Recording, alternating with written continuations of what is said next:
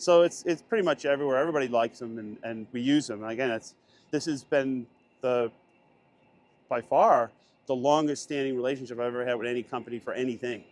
I think it started the same year as I started with Ernie Ball, and it's, you know, they're consistent, they work. The most important part of all this is you can drag all this gear around, but if you don't have the right cables, it is problematic. Trust me. So we're here talking about the use of the KLOTZ cable in all of the rig. I mean, it's everywhere, and over there, and over there, and over there. All right, so this is the brain of the main rig. It's got 1988, 2555, basically Silver Jubilee. Silver Jubilee, two of the original Van Wildens from 20 years ago, 25 years ago, and the corresponding twinkleators, which is the two buffered effects loops that go through here and here. And they only go through these. And how do we split them? Well, we use KLOTZ cables on everything. And everything is split. Basically, the Jubilees are split through this box. The Van Wildens are split through this box. And what it achieves is earth and phase. So keeping 7 amps together, going, different settings of each.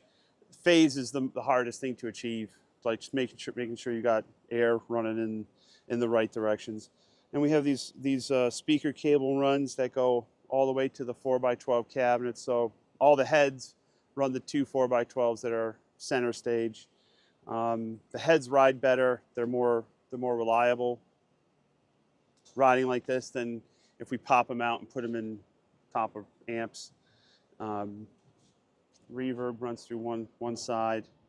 The power, important to know, the power is the Kikasui's, and that keeps everything at 120 volts, 60 cycles. Everything here is set and designed, at least from my point of view, because the whole thing was built in the US. I prefer 60 cycles versus 50 cycles. So the stage is running at 120 or 110, but it's 50 cycles, so the amps sound slightly different.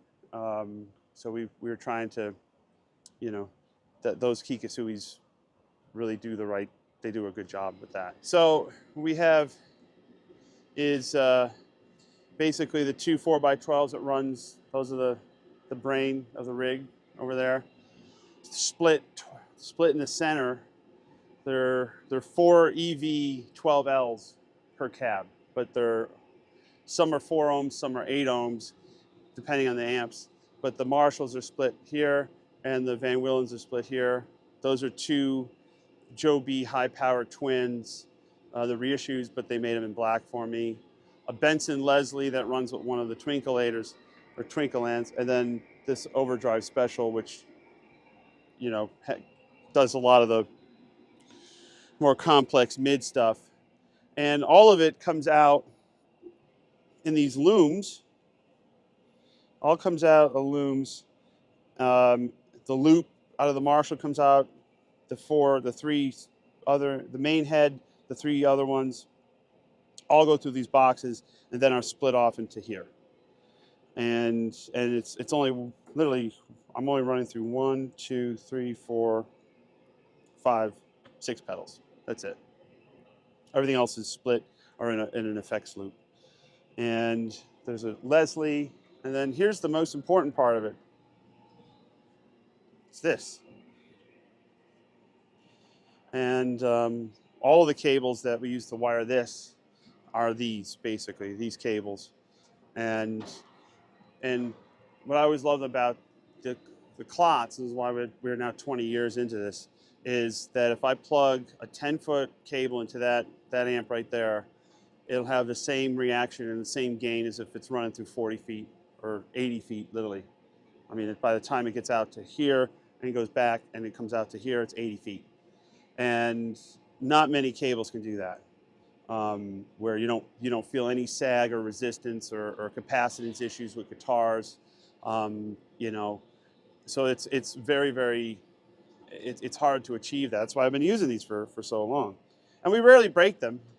You know, sometimes a forklift will run them over and break them, but hey, listen, you know, it's, you know, it doesn't cover it on, it's not covered on the warranty. And, you know, different, you know, foot switch for the Dumble, foot switch for the actual Leslie. And it's, you know, it's really contained, and it's not incredibly complicated. It's just, it's incredibly vast. And yeah, but as you can see, every amp. There's the Joe B.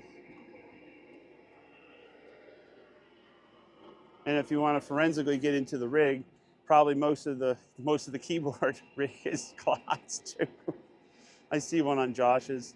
So it's pretty much everywhere. Everybody likes them, and we use them. And again, this has been by far the longest standing relationship I've ever had with any company for anything. I think it started the same year as I started with Ernie Ball, and it's, you know, they're consistent, they work, they don't break, and, you know, having the silent ends and just knowing that whatever the amp's spitting out, it's, you know, it's honest. It's not colored. It's not getting brighter. It's not getting darker.